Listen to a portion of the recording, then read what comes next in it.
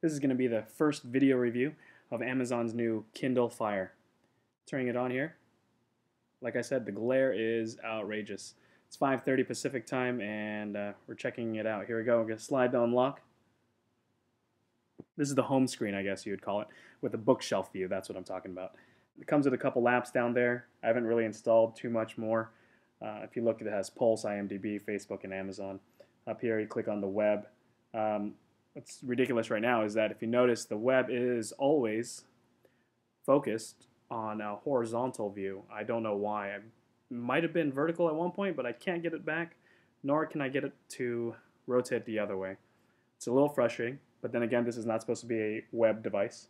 Let's see, we'll go back to the Twitter website, which actually the app itself, when you downloaded it from the Android store, it installs just a shortcut basically, which was kind of confusing because I thought I was actually downloading an application.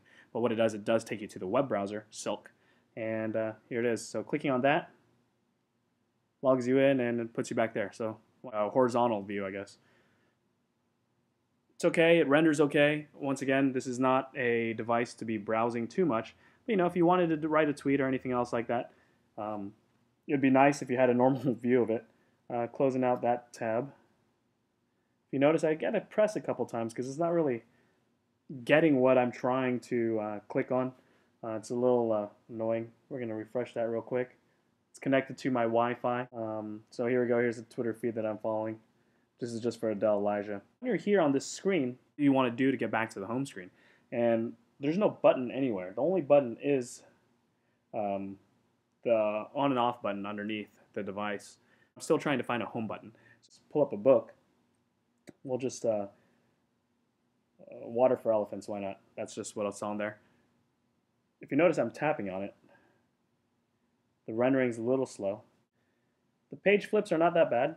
Feels like to me it could be a little bit more fluid. If we're trying to go a little fast, you got a little bit of a wait time. For reading, I find that the screen is actually very legible. Great for LCD screen. I'm not sure if I actually enjoy it compared to my $79 Kindle or the Kindle keyboard, which my wife has. Once again, at the screen, I'm looking to go home now. I'm still trying to find a home button. It's a little frustrating, the navigation itself. Let's see if that works. There we go. And then you got to click on the home button. Now, I will admit that I am enjoying the Pulse app, but it's just what you'd find on your iPhone or even your iPad or any other Android device. This gives you a nice news aggregator, and it scrolls through pretty nice. Fluid once again. We'll click on something here from, let's say, Popular Science. It talks about North Face jacket. And you could scroll through it. It scrolls really nice and smooth. I love Amazon's content. What's great, though, is that you can click on videos. And on videos, if you do have Amazon Prime, it works out really well. Clicking on view all the videos that I can watch.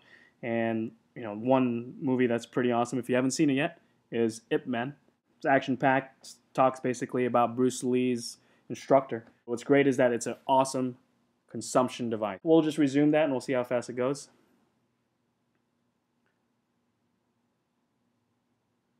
So it's loading. Now this is a regular Wi-Fi connection on AT&T. And resuming.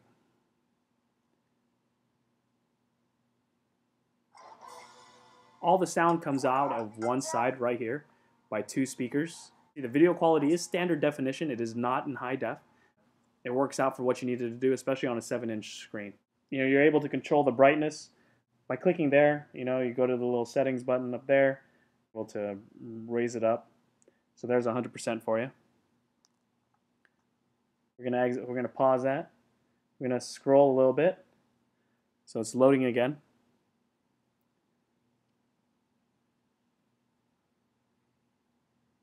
There we go. Go to newsstand now. We're gonna go to store. This is just the Amazon store. I have not downloaded any magazines or anything. One big thing that I'm hearing with the application is that since it is a 7-inch screen, it actually restructures the entire article and website and web page. So it can be a little frustrating depending on what kind of layout you're looking for versus the traditional pinch and zoom on the iPad. The more and more that I play with it, maybe I'm looking for more of a consumption device than just a regular e-reader. If I wanted to read books strictly on this device, I couldn't recommend it for $199. I would recommend the $79 Kindle, or maybe the Kindle Touch for $99. Take this for instance. The Weather Channel application was one that was available on day one. I'm in San Diego, California. There's my zip code and everything else. But I mean, it's just basically a large app. I usually like radar screens. So let's see if we can find radar. I guess not. I'm a little less than impressed. I wish it was a little bit more. It is a great form factor. Holding it feels good, especially with the black border. You can't go wrong with it. We'll turn it off here. I'm actually holding it the wrong way.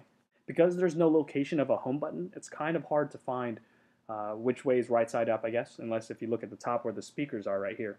Yesterday when I was playing around with it, I was sitting in a chair and reading, and at the same time I would kind of just let it fall down on my leg, and I would accidentally trigger the on-off switch. So that was a little frustrating. Unfortunately, for $199, it's a great price, kind of tempting, but I wanted a little bit more. I can't say that I'm going to keep it, nor can I say that I would recommend it as an e-reader, but just general for videos, it's a little bit limited, only has 6 gigs available. I definitely would enjoy an iPad more. Every time I click on web, see, notice it goes directly to the landscape mode, which I don't want.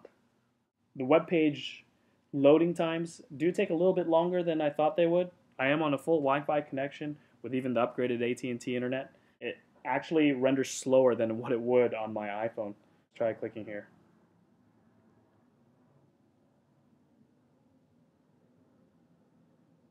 Let's just go to The Verge. There we go, theverge.com. Let it render there. I'm going to open my phone, unlock it, and I'm just going to go to The Verge.